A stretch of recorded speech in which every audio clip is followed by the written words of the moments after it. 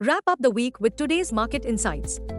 Nifty shows volatility, copper prices drop, and geopolitical risks rise. Check out key Nifty and Bank Nifty levels and Infosys strong Q1 results.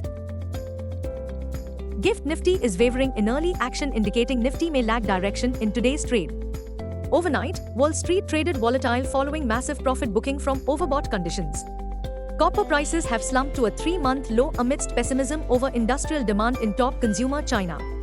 Our call of the day suggests that the biggest risk to stock markets across globe are no longer on inflation but 1. Excessive optimism.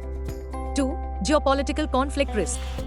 Donald Trump, who is now the favorite to win November's election, has said Taiwan should be paying the US for protection and accused it of stealing America's semiconductor business. Global cues are negative.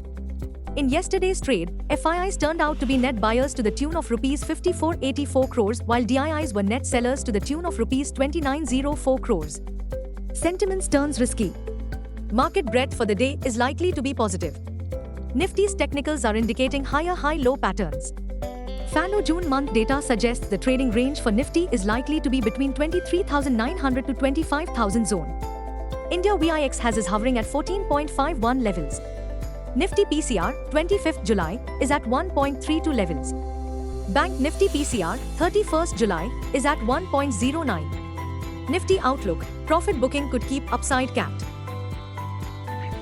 Nifty, CMP to 4801. Key intraday support on Nifty is placed only at 24,651 mark. Immediate resistance is placed at 25,000 mark. Range for the day is between 24650 and 24950. Bias for the day is neutral. Bank Nifty, CMP 5 to 621. Interweek support is placed at 52,169 mark. Bank Nifty's biggest resistance is now at 53,357 mark. Range for the day is between 52,305 to 900. Bias for the day is neutral.